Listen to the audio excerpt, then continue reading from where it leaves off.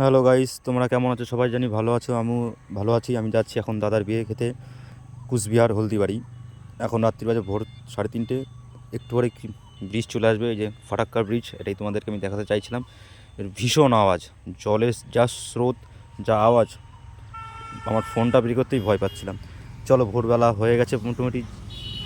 যা কুয়াশা বন্ধু, কি বলবো, কুয়াশায় কিচ্ছু দেখা যাচ্ছে না, তোমরা দেখতেই পাচ্ছ নিশ্চয়ই, এত পরিমাণে কুয়াশা। এখন বাজে ভোর সকাল 7টা। চলো আমাদের ফ্যামিলিকে দেখাই কে কে এসছি আমরা। এই যে আমার ওয়াইফ, জামাইবু, শালি, আমার মেয়ে আবার হাই দেখ করছে। হ্যালো গাইস, এটা আমার ভাগ্নে। এদিকে রয়েছে আমার দিদির শ্বশুর শাশুড়ি। এদিকে আছে আমার মা, বাবা, আমার দিদি। আর ওই যে পা তুলে বসে আছে দেখতে পাচ্ছ, ওইটা হচ্ছে আমার ভাগ্নি, আর এটা আমার শাশুড়ি। অর্থাৎ মোটামুটি চলেই এসছি, 5-10 মিনিট আর লাগবে আমার স্টেশনে নামতে। প্রায় কাছাকাছি চলে এসছি।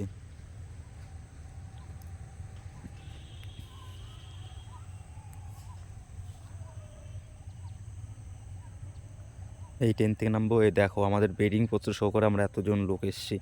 গিয়েও আবার দেখি বাবা আবার বিয়েতে বসে পড়েছে, ভাইস্তের বিয়ে বলে কথা। আবার এরা কি আবার নাচও শুরু করে দিয়েছে বন্ধু, কী বলবো, সারা রাত ঘুমায় এমনিতেও, তারপরে আবার এরা নাচছে গিয়ে, কী করে পারে নিশ্চয়। আমি তো গিয়ে ঘুমিয়ে পড়েছি, টান টান একটা সুন্দর ঘুম দিলাম। ঘুম থেকে উঠে দেখি এটা সবাই নাচানাচি করছে। ওই যে আমার দাদা আসছে, যার বিয়ে। ঘুম থেকে উঠে দেখি এরা নাচছে, আগে রেস্ট না নিয়ে এরাকে নাচছে।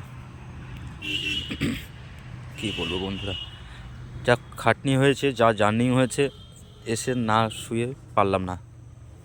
তা বন্ধুরা, চলে এসেছি তোমাদের শর্ট ভিডিও নিয়ে একটা। যদি ভালো লাগে লাইক কমেন্ট শেয়ার করো।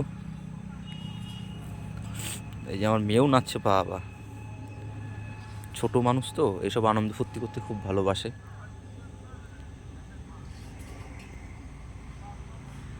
বাই বাই, আবার পরের ব্লগ নিয়ে দেখা হবে।